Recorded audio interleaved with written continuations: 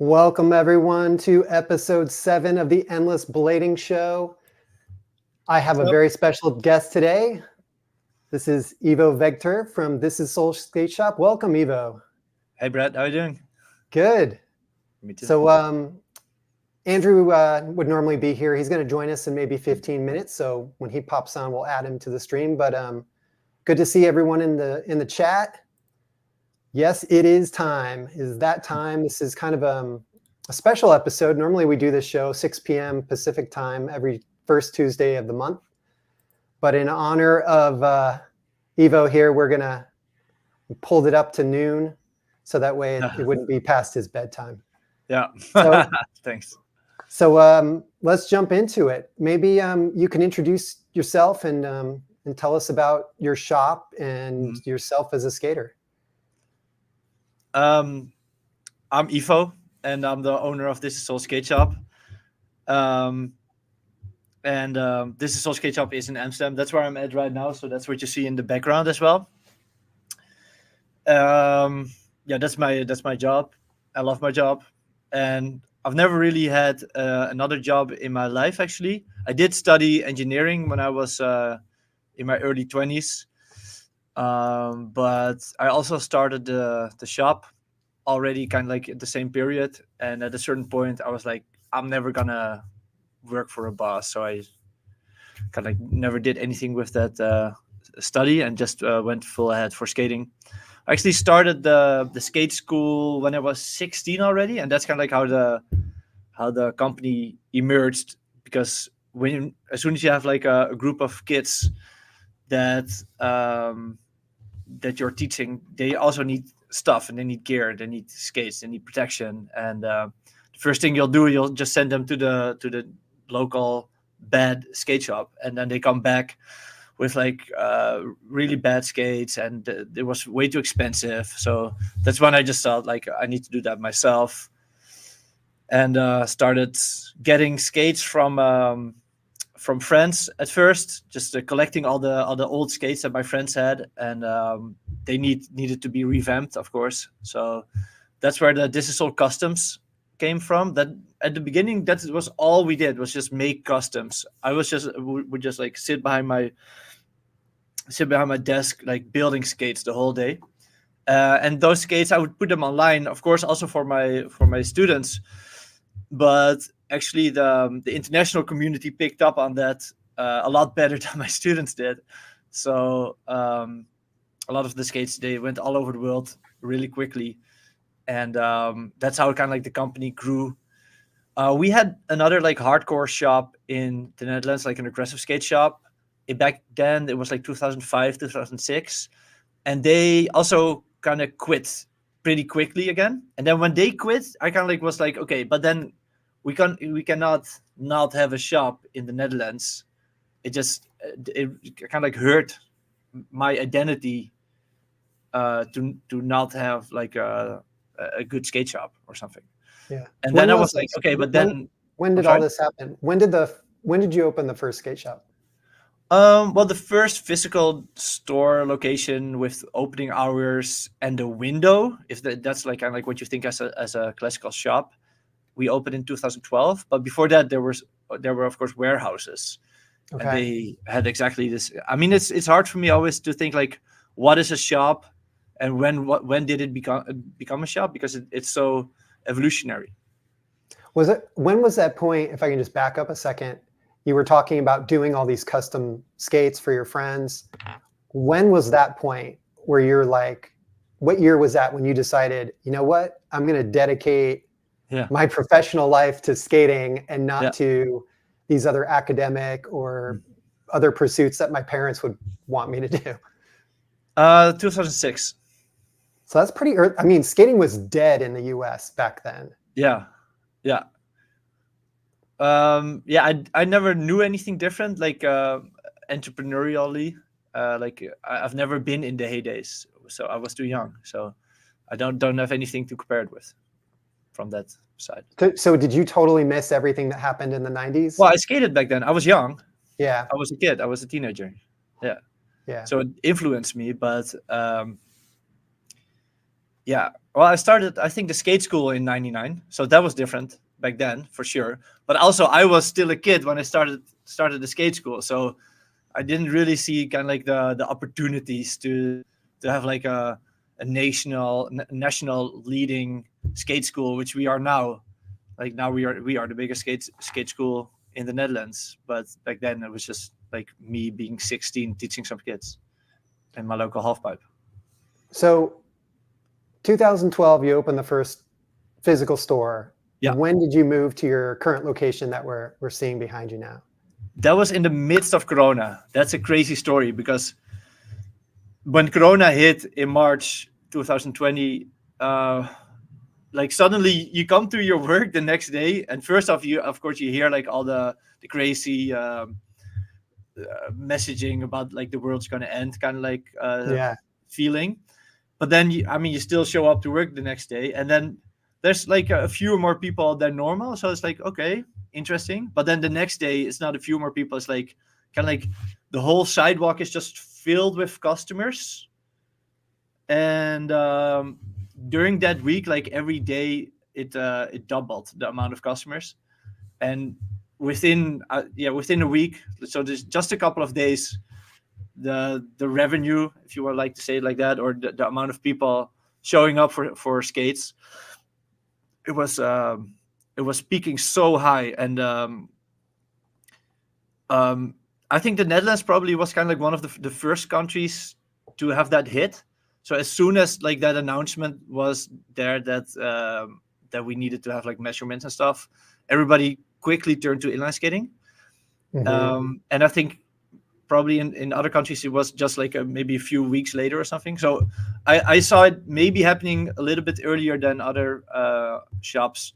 So I saw the demand rise, and I also saw that the inventory at kind of like Powerslide warehouse and the rollerblade warehouse, they were getting down.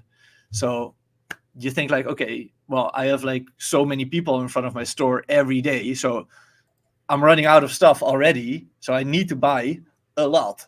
So people Right. are really thinking like, all the skate shops made a lot of money during Corona, but actually, it's actually exactly the opposite. We spent a lot more than we earned, because we were buying skates like crazy.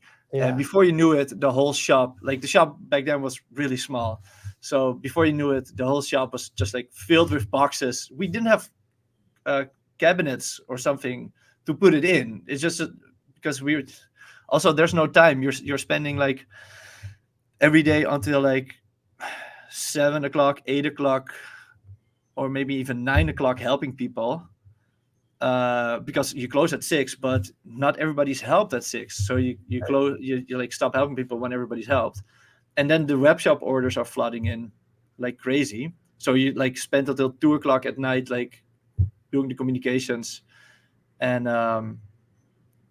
packing orders. So there's not really time to go on like a website and order like cabinets or something. If it's like already 2 o'clock at night and you still haven't finished the last packing the last order, so you're already getting behind that, and you're like, while you're like helping customers in the store, you're like on the phone with 2 people from the web shop.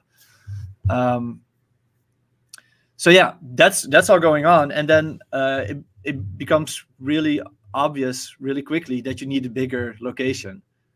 And so in the summer of 2020, within a few months, we moved here already. So it went really quickly.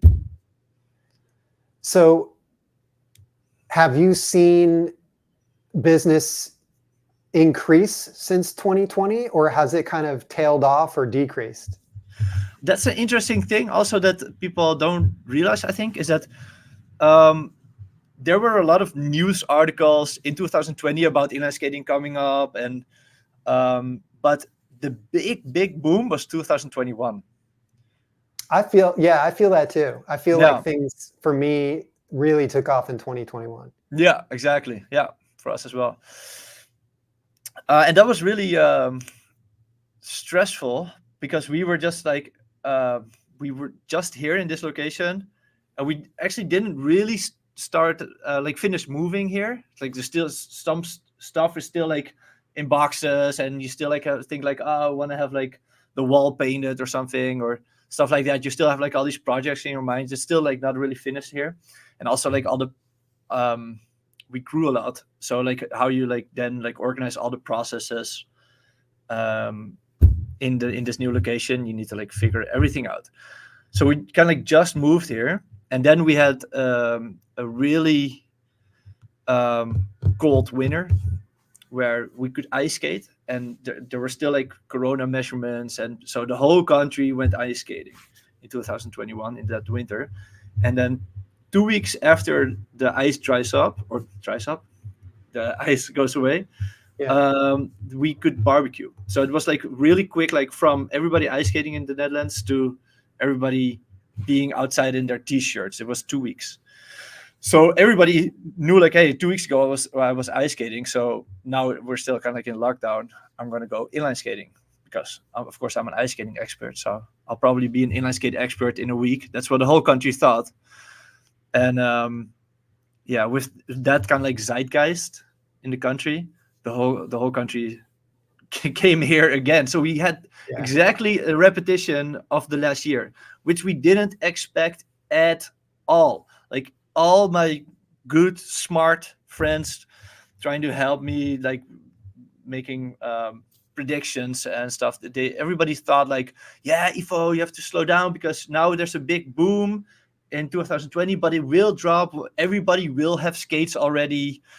So you shouldn't go crazy. Are you sure you need to move to a bigger location? Like everybody was like full in doubt. Well, actually 2020 was like this, and then 2021 was like double of 2020. So the whole story went again. The whole sidewalk was lined up with people. The whole store was filled. Also the suppliers, the stock went down, so we needed to buy a lot. So the whole store was packed, filled with skates. You couldn't actually walk in our store, and it's really big. It was filled with cabinets. This time, yes, we did have them. It was a crazy thing. So your question was like, how did it go with the revenue? Well, that's how it goes. And then 2022, 2023. It's kind of stable since 2021, so maybe it's not like that high, but maybe decreased like 10% or something. But it's down the same line kind of over the whole year at least. Yeah, that's incredible. I mean, it definitely was a challenging time. I mean, I feel like, for all the bad things that happened, I feel like the boom to the skating industry, I mean, it really sparked like a new renaissance in inline skating. I mean, my company was created during that time, which was a total fluke, because my timing was just prior to the pandemic hitting. But I don't think that everything would have happened the way it did if we hadn't had that kind of resurgence in interest. So switching now it's up gears, to us to keep the attention span from those people, to keep them involved. So switching gears a little bit, what kind of skater would you call yourself? What kind of skating do you like to do? I'm an aggressive skater. Okay, that's what I would call myself, I think, for sure. Yeah. Also, I don't know. Like, there's so many names for the big wheel stuff that I don't, and there's no identity attached to it that much. So I do actually urban skate or recreational skate or freestyle skate or wizard style skating or endless style skating, however you want to call that. I do that more actually than aggressive skating, but I would definitely say that I'm an aggressive skater more than I would say that I'm that type of skater because of the identity part. Yeah, I mean, I just call it skating when I think of like all this stuff that has all these different names. To me, it's just I mean, it all fits under the umbrella of recreational skating, but I just think of it as like I'm skating. That's how everybody does it. Also, if you go figure ice skating and you ask a group of girls doing that, they would also say like, hey, to each other, they would say like, hey, let's go skating. They wouldn't say like, hey, let's go figure ice skating. Did you have a nice figure ice skating session yesterday? No, they would say, did you have a nice skate session? Yeah, All the skate subcategories, they self-identify as skaters. So I know that one of your pet peeves is naming things. And while we're on this topic of Yeah. what do you call skating, I know we've had discussions in the past of, Yeah. do we call it, should the industry call it rollerblading? Should we call it inline skating? Do we call it Yeah. wizard skating? Do we call it flow Yeah. skating? What's Yeah. your take on all that stuff? Maybe we can get some people in the chat here to jump in and give us their thoughts too. Yeah, well, everybody in the chat will probably say the thing they grew up saying, or the thing that their favorite pro skater calls it. That's probably like either one of those things. That's probably what they'll say, and all the rights. They have all the right to do so, and it makes perfectly sense. This conversation only makes sense if you're talking. I think how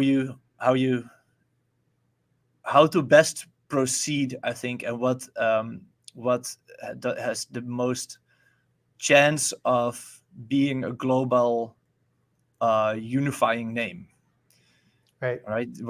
What's the best future, and to have that discussion, you should kind of like set aside your own like regional, local, or current day preferences. I would rather think like what has the best chance of survival in the future, and what's the best name to unify ourselves under, in, like, if you think about long term. That's an interesting discussion, or at least that's one that I kind of like have solved in my mind, at least. Like I've thought about it a lot,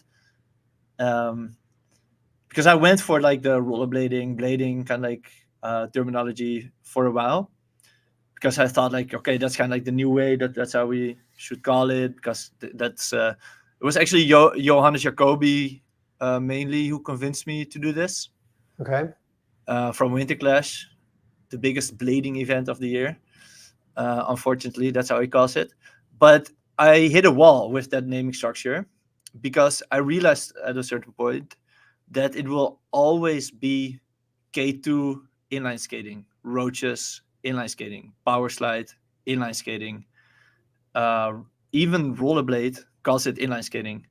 Yeah. They actually fight against it being called rollerblade, That's rollerblading. interesting.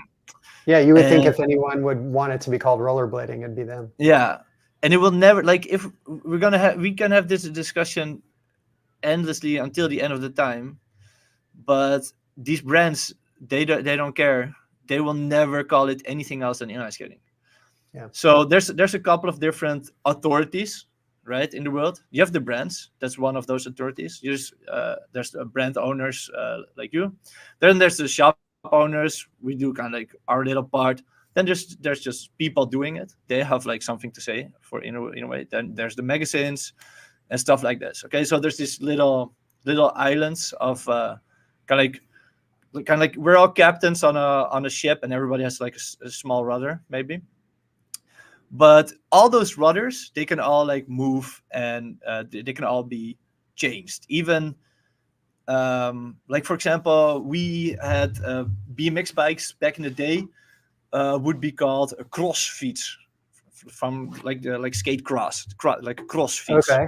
That's how like my grandmother, or like, I don't know, like the neighbor or any random person you would know, if you would be on like a small bike that looks like a BMX bike in like the 90s or the 80s, if you'd be on those bikes, they would call it a crossfit. And now I would guarantee you that those same people would call it a BMX bike. So the idea that the population cannot change their naming structure of something, like that, the word rollerblading, because that's just how people call it. Yeah, but they call it patines in Spain, and in the Netherlands actually they call it skileren. In Denmark, they call it rolskooter. In France, they call it roller.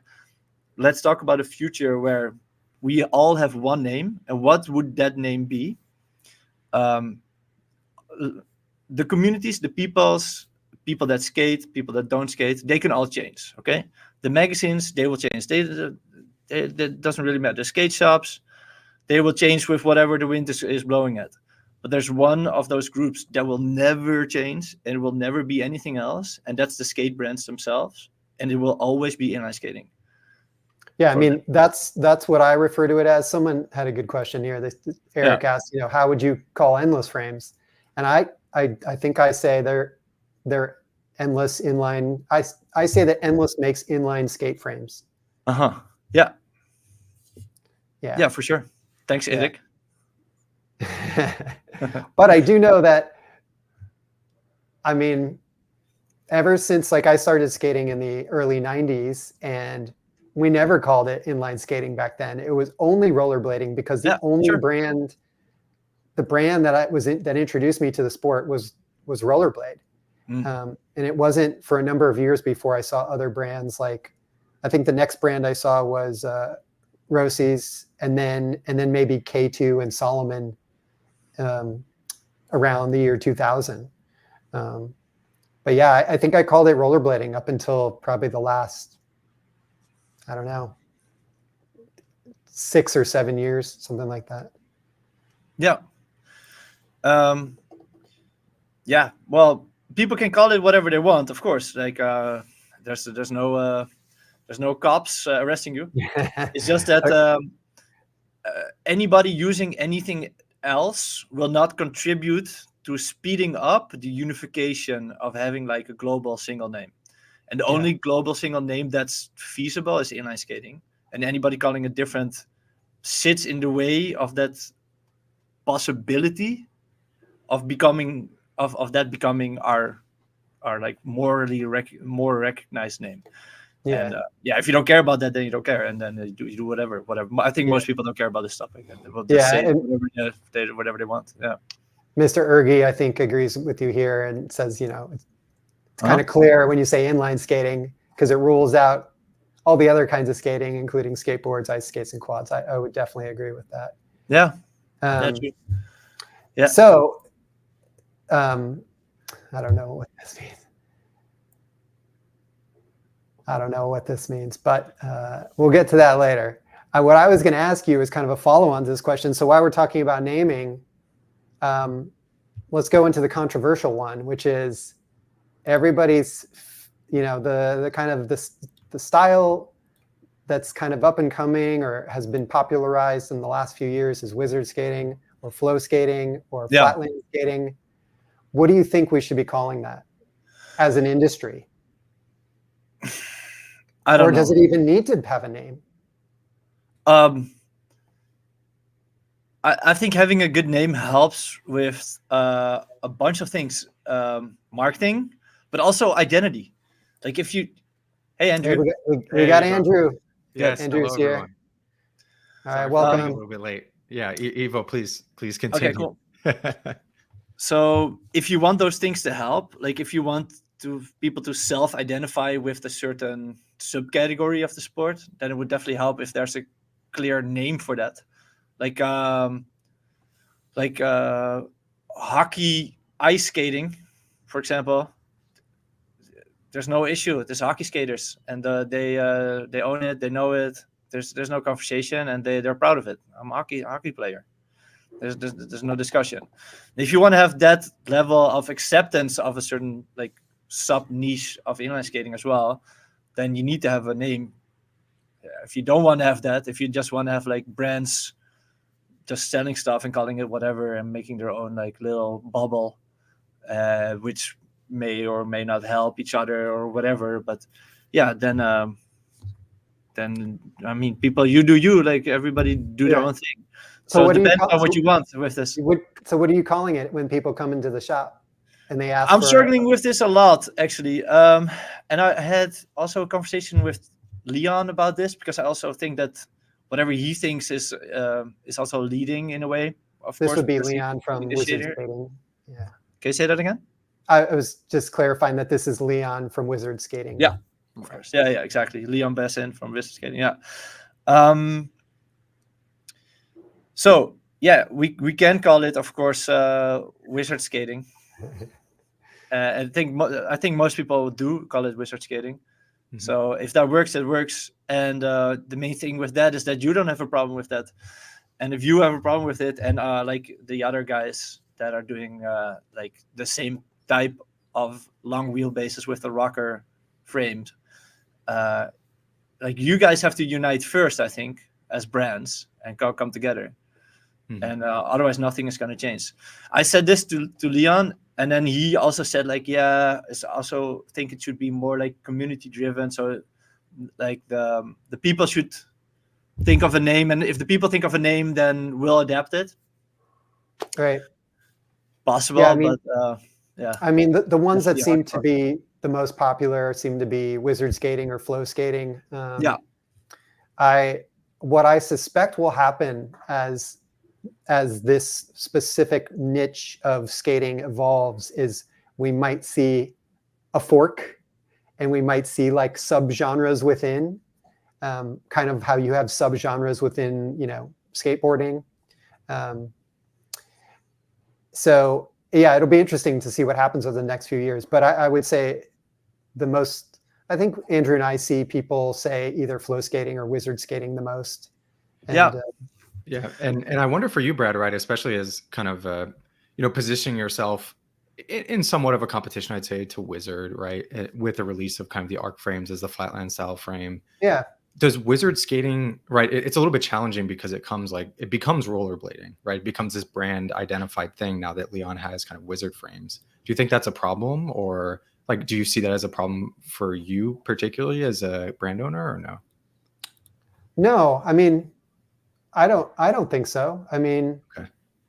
Yeah, if everybody was calling, if all of a sudden everyone started calling inline skating endless skating, I would be stoked. But Right. it's not going to change what I'm doing or how I approach designing products or trying to pose a narrative for my own products. Yeah, it makes sense. But I think, yeah, I agree with Ivo. Like, whatever the community decides they want to call it, as long as we all know what we're talking about, I think that's the most important thing, because then it allows us as shop owners or me as a frame provider, it allows me to direct the customer, you to direct your customers to the right product and the right information.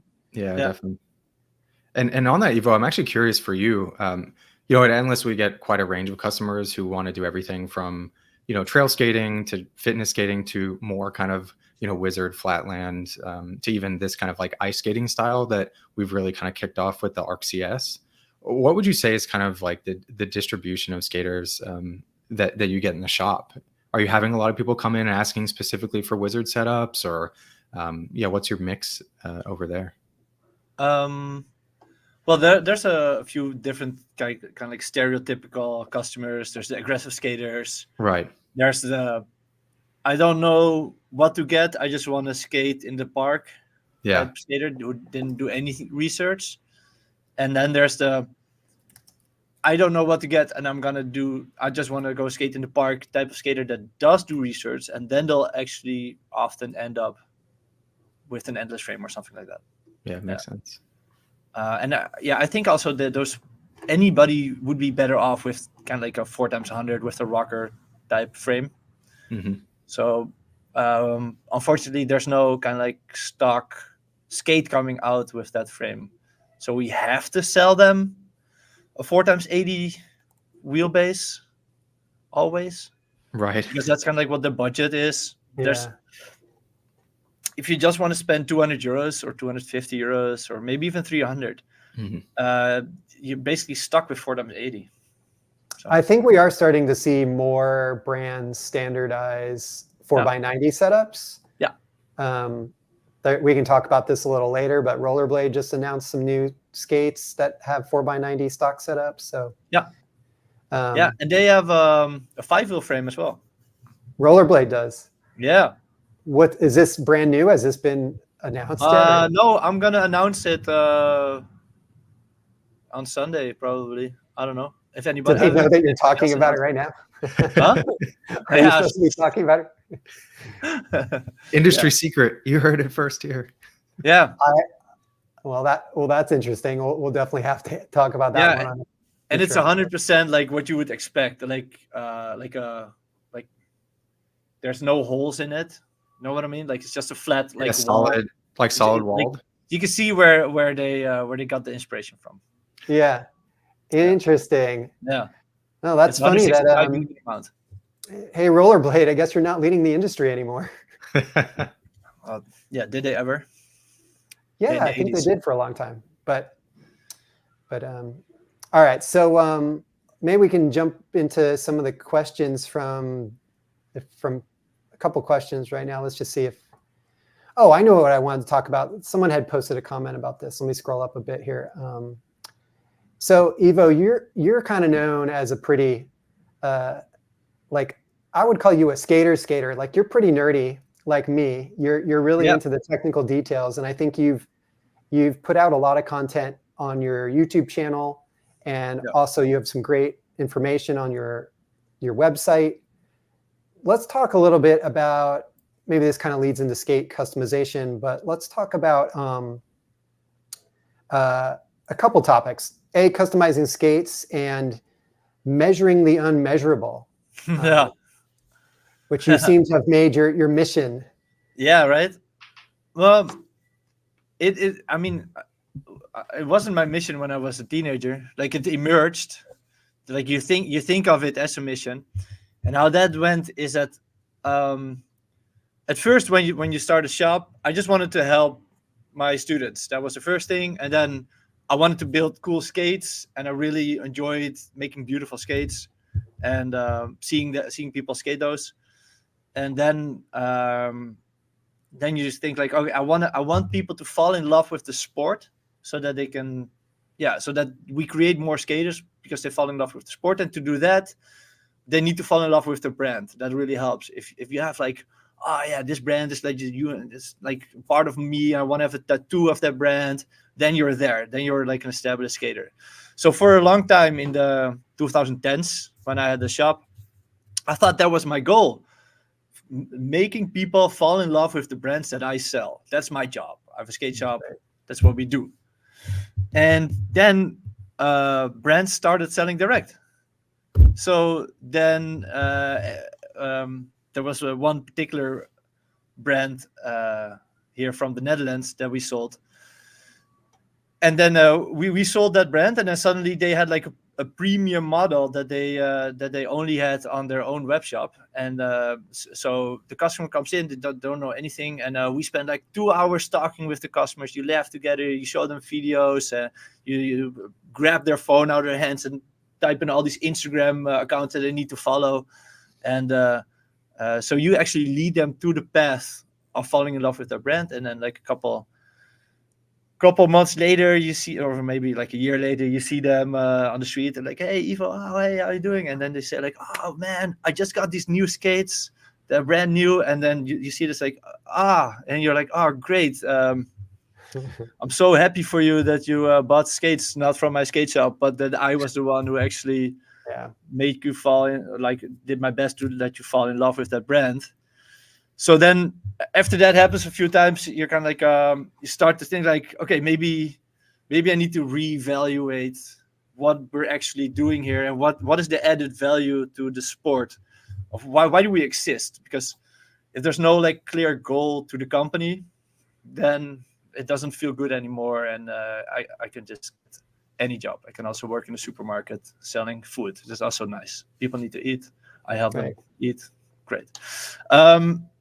So in that reevaluation of the goal of the company, I figured out that the brands can maybe have a lot of information about the products on their own website now. That's changing a little bit.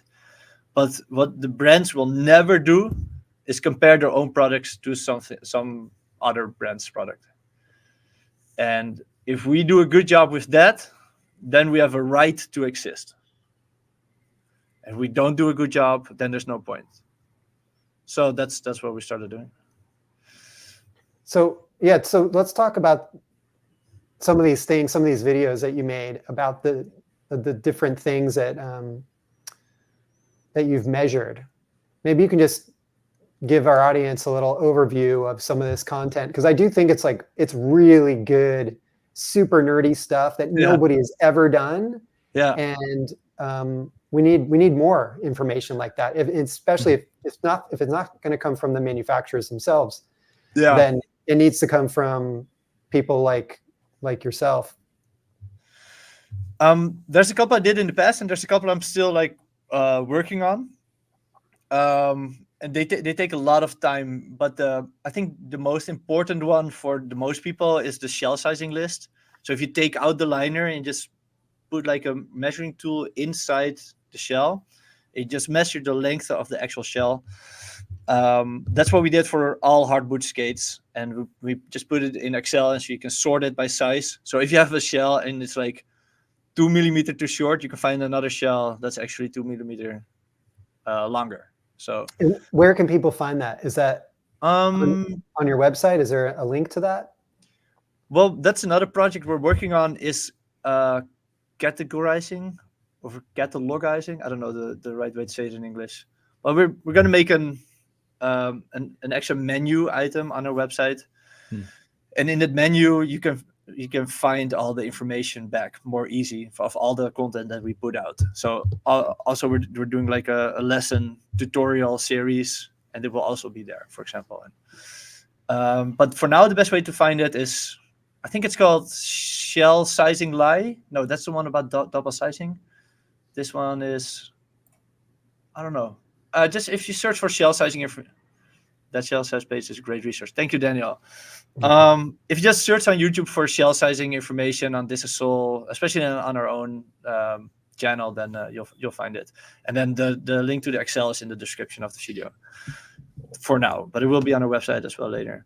So that's one we did. I also took off all the sole plates of all the skates in all sizes with the raised heel. So it's like a Cult, an M12, a 909, a USD Sway, and a Fifth Element. Okay. And then kind of like tried every boot with every sole plate to see which one fit.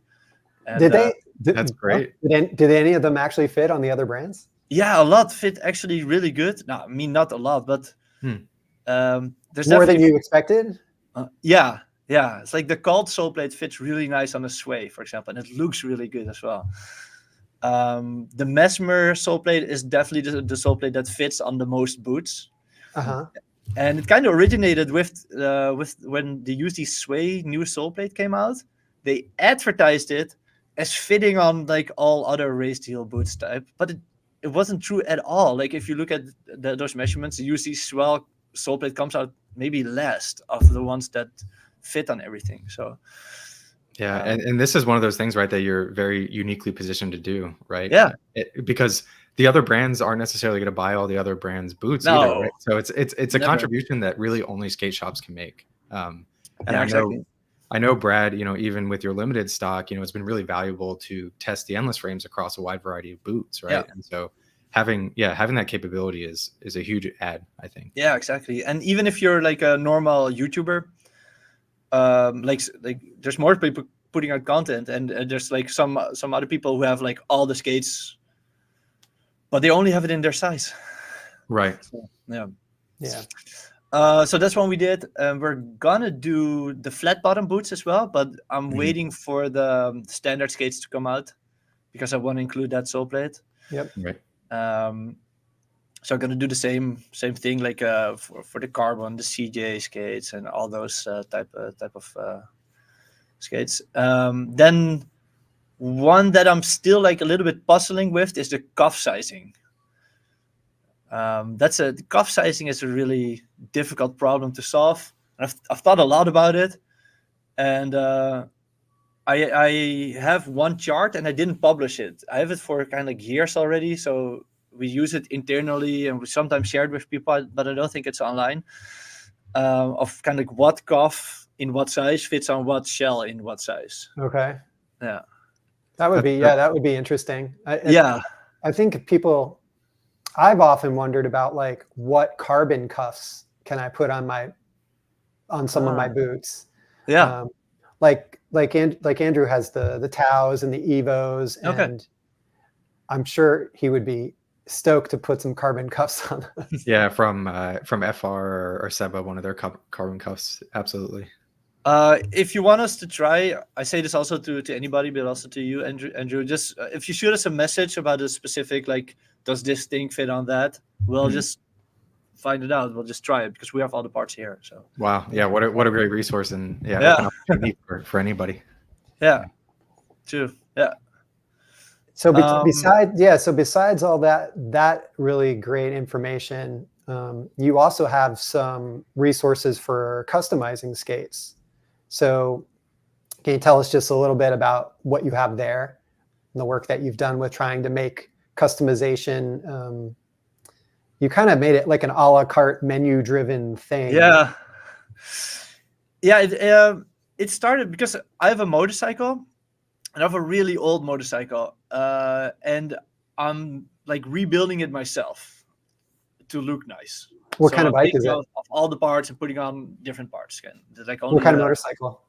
it's a BMW K100 bike. Okay. So it's an 80s style bike.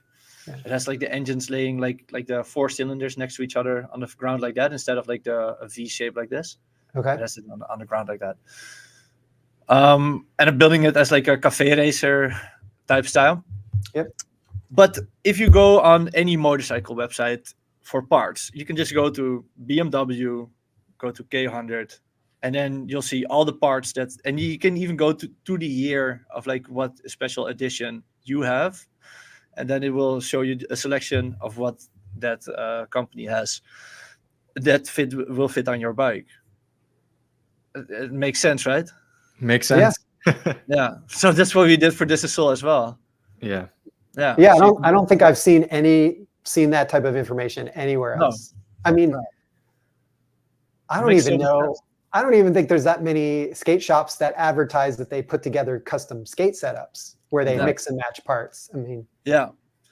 Yeah, to be honest, we did that for a while. Like we've also like changed systems, like web shop systems, and then or sometimes you need to make an update, and then like basically every couple of years, it seems, if I just look at the history of Thisissoul, the website kind of like falls apart, and then you need to build it up again. So we had custom builders, but then it doesn't work because of some update. And we had it multiple times. We had custom builders in different ways, but the amount of people who actually use it is also not that much. So I also understand it if not all skate shops are jumping on, because it seems like the consumers are not really caring that much. At least if they do, it's a really small percentage. It is the small percentage that I like the best. I like those customers. I do my best to cater to those customers because I am that customer. Like I would be that customer if I wouldn't have a shop. Yeah. So I had some questions for you. There's one more thing that we do about customizing that I didn't touch on. Please tell us. Because we have the skate part finder tool where you can like just like find all the parts. If you have like an FR1, you can find like anything that fits on an FR1. But then also there's a lot of like customizing things that can be done on a skate, like upgrading the buckle to a metal buckle, for example. And we now have like an overview of all those small upgrades that you can do on a skate. For example, like the new standard skate comes with a riveted cuff bolt, but if you want to have a cuff bolt that you can take off, then we can do that for you. You just add it in your shopping cart that you want us to do that, and you'll get it with the normal cuff bolt. So stuff like that. No, I So think that's also one thing we kind of made it easy for people to get what they wanted. Yeah, that's above and beyond. I know those little hardware pieces are something that Brad and I, always are really excited about changing or upgrading, because it really stinks to get a skate that you really love but has that kind of flimsy cuff bolt or flimsy strap or something like that. So really awesome to do that. Yeah, I upgrade everything on my skate. Never skate anything stock. Yeah, that's how we are. I mean, we took some of our skates to the cobbler and had them like cut stuff up and add in eyelets and Oh, nice. Yeah, I have it sitting around here somewhere. Oh, it's on the floor. What's that? Can you show me? Yeah. Let me just grab it. Andrew, do you have yours handy? It's in the closet. Hold on. Yeah, but I think adding additional parts like that is really great. And so you say customers can even specify that, and then they get the skate with the part on it. Is that right? Or it'll ship in the box. Wait, can you rephrase that? So customers can specify that they want kind of the cuff with this removable bolt, and you guys will do that for them. Is that right? My speaker is really low, and there's a lot of background noise.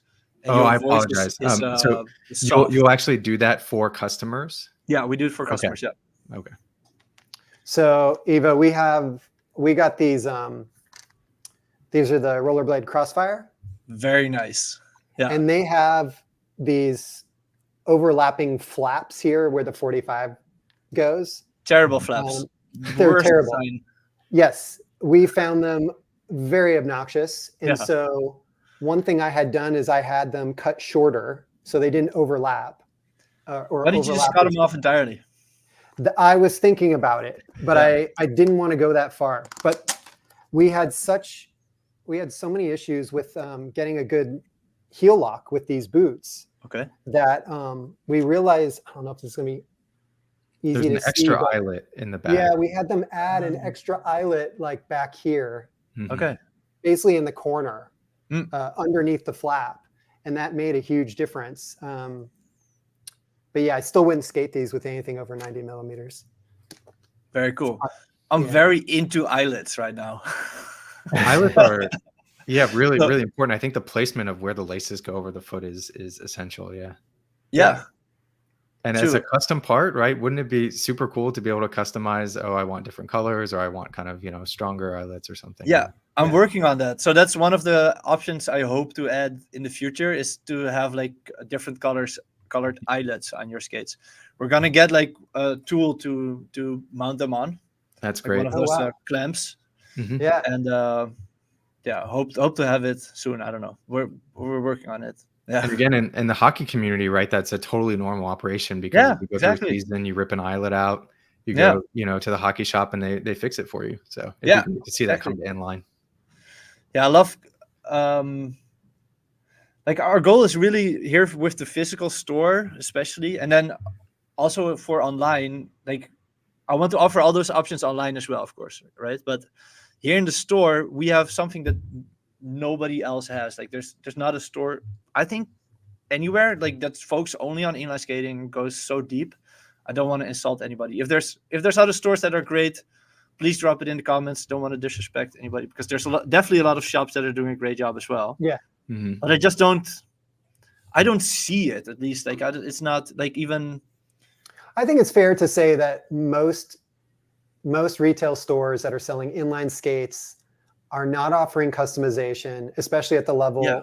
that you are or that Andrew and I would want to see. And Yeah. and they're not providing super deep technical resources into the nuts and bolts of how the skates go together. Yeah, and always I they think- feel like. I mean, yeah. I think I'm one of the few skate brands that really like publishes a lot of technical details about my products. Like Yeah. we have a whole knowledge base. We have, extensive specs that we put out there. So Yeah, that helps a lot. You do a good job with that, thank you. for sure. Yeah, in other shops they also sell always roller skates with it. It's like, it doesn't feel like, what do you love, inline skating or roller skating? I mean, it's a different sport, so it's a different culture, it's a different techniques and different hardware. So you can never be good at both, I think. So it's kind of like, if you sell roller skates as well, from my perspective, it takes away from your speciality as an inline skate shop. Yeah. Well, But anyway. I think from a financial economic perspective, it helps shops stay in business. Does it? Because I actually think the opposite actually is true for us. Because Really?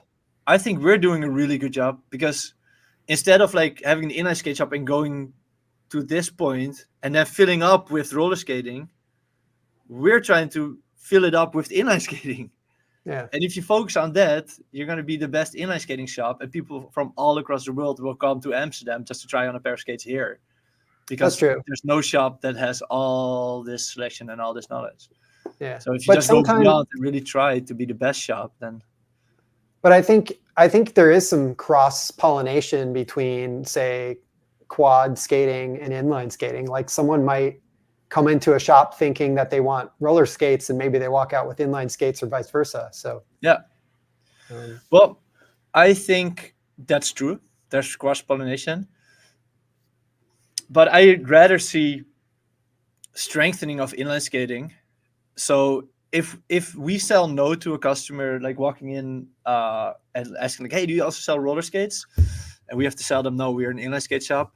Then I don't think that that's a bad thing, because I think that that customer then walks away with like, oh, really? I didn't even know that there wasn't like a specialized inline skate. But it must be really like something that they're proud of. It must be really a strong culture. It must be really a strong sport, and it must be really appealing that they can run it like that. The next time they're at like a birthday party and talking to friends, and they mention something about inline skating, they know like, oh yeah, but there was this one shop that was just focused on inline skating. And we need to come across as a sport and as an industry as that inline skating is a thing that you can do and own. Yeah. And if we do a good job with that, we will make it so that people will own the sport and identify as skaters. And if we do that, then we have, as an industry, customers for a lifetime, and then we have a good business. But if an inline skate is something that you buy one time, and then maybe like 20 years later you buy one pair again, Right. because you never use them, then I think we're doing a good job. Yeah. How about we transition now to taking some questions? So maybe if you're in the chat, type up your question for either myself or Andrew or Ivo. And while people are getting their thoughts together, I've got a couple questions for you. So what are some of the biggest customer maintenance issues you see as a shop owner? What are the customers struggling with in terms of maintaining their skates? Or that's a good question. I actually don't really know. A lot of customers just struggle with putting wheels in. They do. Yeah. Or axles, not stripping the axles. Yeah. Oh, fuck. Yeah, we had one this week. It was terrible. Yeah, stuff like bolts stripping for sure. Yeah, the bolts are not good enough in the industry. Working on that. What is your tip to these customers? How do you get a what good would you tool. tell somebody to avoid messing up your axles? Well, get a good tool. That's the main thing. And who makes the best tool in your opinion? That's a good question. I think there's a niche to be filled up in this in our sport. Right now, the best tool is the Seba Master Tool or Pro Tool. It's called like that. Oh, I don't know that one. I have it here.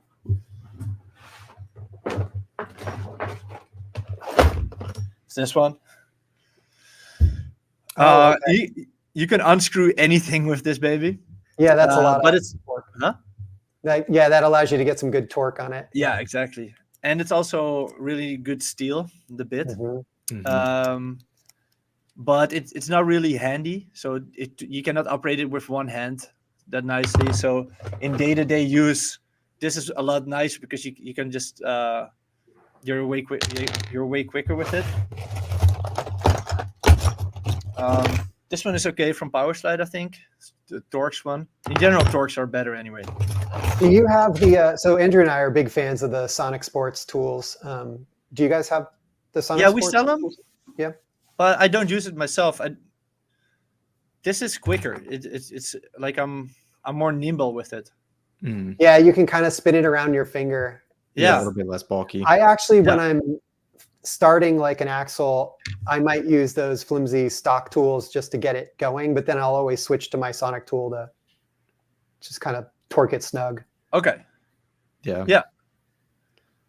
Cool. I think we had a great question actually from David that a few other people echoed in the chat that they wanted to hear your opinion on, Ivo, which was this. If somebody's aspiring to open a skate shop, what's your advice to them? I mean, obviously a very successful store with Thisissoul. What would you say to somebody who's thinking about opening a shop? I have an entire video about this topic. So Great. Check that one out. It's called Reinventing the Skate Shop. And in the video, you can see that I'm giving the advice to focus on products that don't have sizes. Sorry, Brad. No, but what's that? there's a lot of different endless frames. And actually, endless frames have, of course, Sure. one mounting, or there's 3 mountings, of course, but there's only for each mounting there's one size. And if you just have like for frames, if you just have like a 4x100 with a rocker, it's a safe purchase. You want to have safe purchases. You don't want to buy anything that goes on sale. So I think actually endless would be a good start as well. Mhm. If you buy skates, don't get. You have to realize that skates go in double sizing, and before I think it was like 2017 or something, all skates had like advertised single sizing, and then I sent a this long email to all the suppliers, like, hey guys, what are we doing? This is crazy. If it's a 41, 42, from now on, just so you know, I am only gonna buy the 42. I'm not gonna buy the 41, because if a customer comes here in the store and he has like size 41, I can sell him the 42 as well. So it's the same skate, so there's also no fault from my side. Like, I'm not selling him the skate that's too big, because the 41 would be the same. It would have been the same purchase. Right. But if somebody comes in with the 42, I cannot sell him the 41. So you limit your sales possibilities. The 41 is going to fit like a 42 after a few sessions anyway. The liner's gonna mold to the inside of that shell. Mhm. So it's a lie anyway that there's no 41. It's bullshit. So not buying the 41s cuts the purchasing amount also in half. So it cuts your inventory in half, and also your investment in half, and also your risk in half. So I sent an email to all the brands. I don't know, 2017 or something, and then the first who listened was Matthias from Powerside. He's always into good ideas. Yes, And I he's think the very first open. skate was the Aeon that came out as dual sizing because of this letter. And then later, I think the Powerslide hard boots, like the next. And then now the whole Powerslide is on the dual sizing. Rollerblade has the dual sizing. FR has the dual sizing for the intuition skates, at least. Dem skates has the dual sizing. Standard, like basically all brands are now kind of like over on this system, but be aware of the dual size. So never, like for razors, if you want to sell razors, don't buy the 41s. So that's one tip. And the second is go for skates that don't go out of sale. So like an FR1 is always good. You will always sell it. So that's So the second as tip. a quick follow-up on your sizing thing, Yeah. Martz is asking if he gets a 41 liner, but he uses 41, 42 shell, then should it break in enough even if it's very tight at first? The 41 will feel like a 42 after skating it. I don't really know if I understand the question, but I think he's wondering, well, in my experience, like if you take an FR boot, right, it's got a 40, 41 capable shell. Yeah. And the only difference when you buy the 41 versus the 42 is the 41 has a slightly smaller liner than the 42. Yeah. And so I would say definitely, like with something like the Twister XT liner where it's got a neoprene toe, I feel like it's easier to fit in the smaller liner with less discomfort. But some of the liners out there, like the FR stock liner especially, is very sucky to break in. And then once it breaks in, it's like if you've chosen the wrong size, you're screwed. Yeah. Basically, you're not really buying liners in the sizing. Like you're buying the size is the size of the shell. That's Right. the size you're actually buying. And then if you're opening a skate shop, like a bag is only one size, and I'm kind of like surprised if whenever I like don't do it a lot, but if I go in other web shops and look at their bag section, I see like 4 bags or 5 bags. I'm like, why don't you just buy all the bags? Just buy all the bags that all the brands have. Like it costs nothing.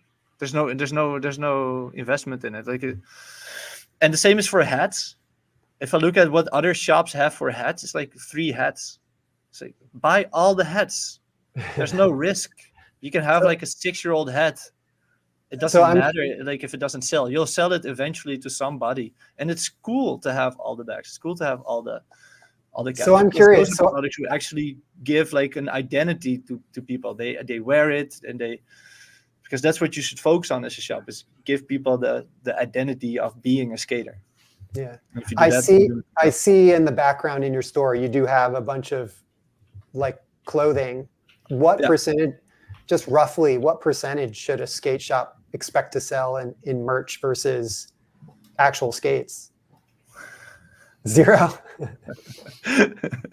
Yeah, it's not a lot. No. So, No, so there's you no basically revenue. just have it to make the shop look like a complete skate shop. Yeah. It's the look of having a complete. It's more so that, like, because I could have not have that rack over there, Yeah. and I would probably have the same revenue over like the last year. It wouldn't have mattered. But anybody walking in here randomly or buying skates, they see the clothing rack and they see like, oh, skating is a thing that evidently people wear and are proud to wear. It's So a lifestyle in addition to being a sport. Yeah, exactly. It emphasizes the culture aspect, even Yeah. though if nobody sees it like that, you have to fake it till you make it, right? So we try to have a shop that has as much culture in it as possible, so that people fall in love with the sport.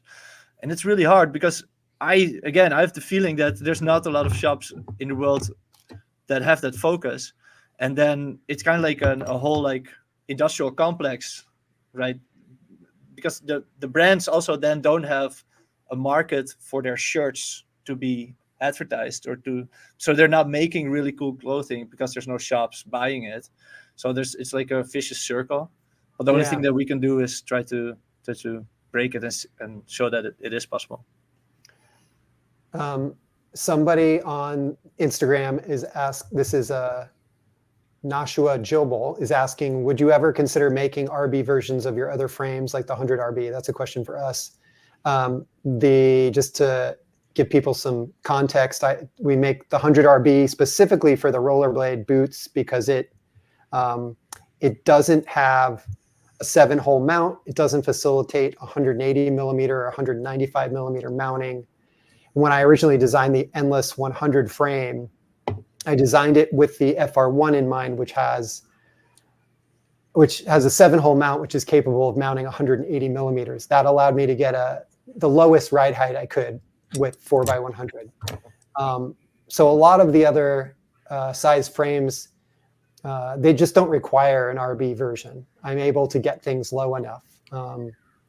But I'm always thinking about, how can I optimize the design? How can I get things low? How can I get things, spaced with the least amount of clearance? So I don't know if there'll be other RB versions, but there will always be optimized versions. So I'll just leave it at that. Let's see, what else? What other questions we got here for people, Andrew? I do think it's weird that you call it the RB version. Because actually, like, there's a way more skates that have like 165 millimeter mount, so that are, in your opinion, like an RB version. It's true. Just called a 165 millimeter mount, and there's like 100 skates maybe on the market that have that. Yeah. Right, but I think with the RB specifically, there's a slight forward bias maybe compared to some of the other 165 boots. I think like specifically, like even these twisters behind me here, the centering of that 165 spacing, I think, is generally a little bit more forward on some of those boots. At least that's what we found, Ivo. I don't know if that's been your experience at all. Okay. Yeah. So on that 100 RB frame, it's got a longitudinal slot that allows front to back adjustment. So it not only allowed 4x100 to fit on the 165 millimeter mounting, but it allowed people to put the frame centered on the boot. So, but yeah, you're right. It fits on micro boots. It fits on FRX. It fits on, anything that's only has a single mounting. Yeah. That's 165 millimeters spacing. Shouldn't that frame be called 165 millimeter and the other ones be called 180 millimeter? Just like as in a part of the name to make it more clear? Maybe. I mean, I do specify it as a 180 millimeter frame, but yeah. Yeah. But yeah, It's yeah, it's always a challenge to figure out like how do you have consistent naming that doesn't confuse people, and especially across a lot of different sizes of frames. Yeah, it sounds like we should take a note from Ivo and work on this compatibility page or something like that, right? Yeah, right. Is my skate compatible here in this mount? Oh yeah. Yeah, I mean, yeah. we Yeah. do. That's probably the number one question we get is, Yeah. will this frame fit on this skate? Right. And it's like, we don't have access to everything. Maybe what we need to do, Ivo, is team up with you. Yeah. And we have a resource that we share and cross promote. Yeah. Because you've got the skates and I've got the frames. So Yeah. It's also funny that some skates are advertised as 165 millimeter mount, but the mount is adjustable in the boot. yeah. Right. But then it actually fits 180 as well. But Yeah, Yes. exactly. who knows? Yeah. And we actually learn a lot of that via our customers since we don't have the boots, right? So a lot of times, you know, we say, oh, if you test this out and you try the, 180 millimeter amount 100 and it works, let us know. Yeah. All right. What else we got? You guys really are skate nerds. This is true. Michael's asking about the Trinity Arc frames, which are coming very soon. So I Oh, hope so. yeah, no, they have been shipped to us finally. So they've completed production. I got a tracking number last week. I think we expect to have them in the next, we'll say 1 to 2 weeks conservatively. But yeah, if as far as when Ivo's going to get them, as soon as he places an order and they land and we pack them up and ship them to him. So what do you think? Maybe like a month? You might have Yeah, them? usually it takes a couple of weeks for the stuff to get here, but we want to have them as quickly as possible, of course. Yeah. Yeah. And we will have the Arc and Arc ES Trinity, and they'll be available in black, titanium gray, and mercury is the colors we'll have. all right, Ivo, I have a question for you as a kind of skating nerd. What's been kind of your personally most excited product or style or kind of thing out of inline skating over say the past few years? We'll say kind of the COVID era. What have you personally kind of been really drawn to maybe over the past year or something like that you've been trying? Or Definitely what you guys are doing. Well, thanks. I mean, that's amazing. Yeah. No, I really appreciate that. All the frame options for all the mounts, and especially focused on long wheelbase with the rocker. That's definitely the most exciting thing. Right. And the least exciting thing ever happening is the 3 wheels. You mean the tri-skate, just The tri-skates in general? Short wheelbase. I mean, Yeah. your tri-skate, like if you have like an endless 100 Or and you endless put 90. like a 110 millimeter in that, then at least you have a long wheelbase. Yep. With that frame, so you're stable. But like the short ones, the 3x110s, and then those are also they're always the customers that don't know anything, but they ice skated like at least the Dutch customers coming in the store here. They ice skated like 5 times in their life, so they think they're an expert and I don't need to do tricks. I just want to go fast. But they don't realize that they're buying the most unstable setup possible, and that they're gonna fall within 10 minutes and never skate again. We have a good friend we skate with, and he just loves the short tri-skate. He's like, will you make me? He's like, I need you to make me an endless frame that's, he wants like 243 3x110, and I'm like, did he try other stuff? He's tried it. Yeah, he's got endless 90s, endless 100s. Like, he just, I don't know what it is. He likes rolling on the big wheels, and he also likes the maneuverability. And I think he's gotten lazy about his crossovers. Sorry, Justin, but I think most people saying that just never tried 4x100 with the rocker, because the difference between 100 millimeter and 110 is not so big. Yeah. But the 4x100 with the rocker, it skates so much smoother because you have 4 points of contact, and the length gets you so much more stability. Anybody on the internet advertising the tri skates, they're just probably haven't tried anything else. Maybe. Personal question for you, Ivo. What's your favorite aggressive boot right now, and your size? In my size? Or Oh. I guess two questions here. What's your size, and then Oh. what's your favorite boot right now? I am cursed a little bit because I have an ankle injury. So I've been stuck with the same Razor Shift skate for 5 years, and I've boot fitted it. So I've punched out all the plastic to relieve the pressure point. That's also something we do here in the shop, by the way. So for customers, boot fitting.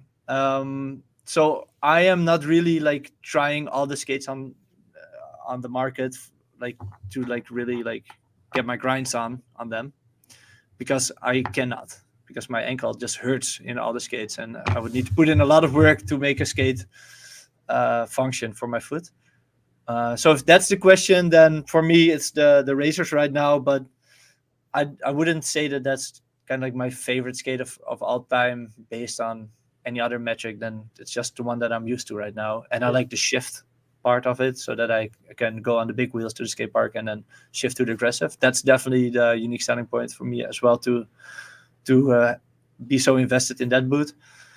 But culturally wise and aesthetically wise, and I think probably my favorite skate is the M12. I'm a big fan of the M12 as well, just because it was my first real inline skate, was a rollerblade Lightning, which is essentially that same boot. Yeah, exactly. Yeah, it's just so classic. Like I wear Converse All-Star shoes, and I kind of compare the M12 to a Converse All-Star. That is a really good. Yeah, that's a really good analogy. They fit kind of. They're narrow. They fit kind of long. Like, but there's something. It's always been around. Yeah, there's something about it that just feels right when you put it on. I mean, it's not the technically most supportive or best performing boot, but just classic. Yeah, Arsene has some nice words about your tutorials. Yeah, thanks, Arsene. Yeah. Well, that's also one of those things that I enjoy contributing to the YouTube world,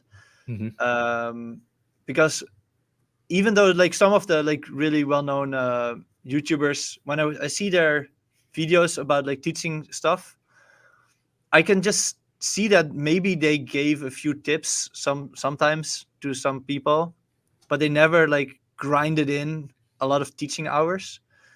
If you spend like thousands of hours teaching people, which I did, because I've been running a skate school since I'm 16. That's more than 20 years now. And I'm teaching other teachers to be teachers for 15 years now, probably. When you explain the same thing time and time after, you're going to find the right words, the right things, and the right techniques. You're going to rethink it. You're going to sleep in your bed and wake up and find a new teaching technique and write it down. And if you just look for 360 tutorials, you're just basically going to see people that go, you bend your knees, you jump, and you swing your arms, and you land and you roll away or something. Just like super silly tips. Yeah. But while in fact, what you should do is you should, of course, the video shows it better than I can do now, but you should pretend that you hold something behind you, and then your hands actually stay in the place. It's called the grab the fence technique. So you pretend there's a fence behind you, and in your 360, you're not even sweeping. So you take the sweeper away at all. So you're just riding, just rolling. And while you're rolling, you pretend to hold something, and then you jump, and then you twist from the one end. You like twist the other side. Yeah, the counter rotation. Yep. Yeah, kind of, yeah. And the main focus point should be that you land with your feet first and your nose last. So you actually do your best to look backwards when you land, because the more weight you leave behind you, the more you can rotate your feet forward. That's kind of like how movement in the free, if you're in the free air, like if you're in the free fall, works. Like the Newton's law of like something needs to go this way for something to go that way. If you want to have your feet land sooner, you need to have your head land later, less soon. Yeah. Candy's got a good question here. She's wondering if you could go back in time and do things differently, do something differently, what would it be? I'm guessing lucky. This is in relation to your whole skating shop Yeah, journey. thanks, Candy. No, I'm lucky. I wouldn't change a thing. I can say with a guarantee that if kind of like the 16-year-old Ivo could see what I do now, he would be super proud. But also the 26-year-old Ivo, if he could see what I do now, he would be super proud. So Definitely. yeah. Oh, Yeah. I think about that too. I think like my 18-year-old self would be blown away about Awesome, what man. Endless has become. Yeah. No, that's great to hear, Ivo. I think you have absolutely everything to be proud of, and Thisissoul is one of our favorite shops for sure. Oh, thank you, Andrew. Yeah. I appreciate that. I think an incredible example for the skating community too, just, and all the kind of things that you said even today, and this is the first time we've met too, but it's clear, your passion for skating. I think the teaching aspect is essential, and really building up that culture. So it's really exciting to see a store that's really championing the sport and championing. Thank you. Yeah, trying my best. Arson is wondering when we're going to drop our episode about the ARC CS frames. That's coming up. That's like high on our list. It might be the March episode.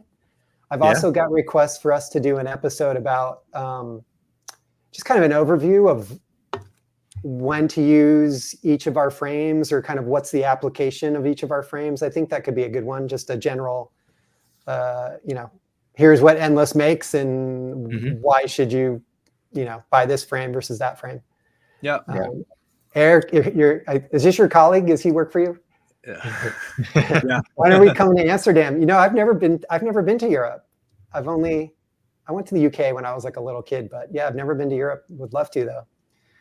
You just got to tell us when you have not shitty weather, because we're spoiled California boys. Come in summer. Is that the good time? And we have the Funnel Cup, which you sponsored. Thank you for that.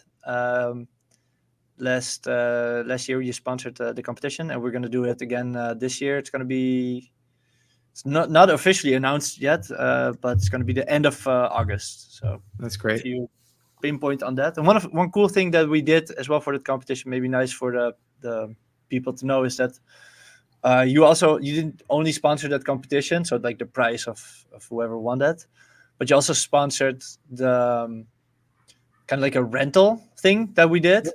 So on that competition that day, there was like an event with all sorts of inline skating activities for like hardcore riders, people who are just starting out, and like totally people who were just like kind of like spectators and trying to get the spectators involved in skating. We had a bunch of setup thanks to Brad and Andrew with endless frames on it for people to try out. And we still have those setups here, and we use it a lot. Actually, we use it mainly for people in the shop when we try to explain them from like what the difference between a 4x80 and a 5x80 is.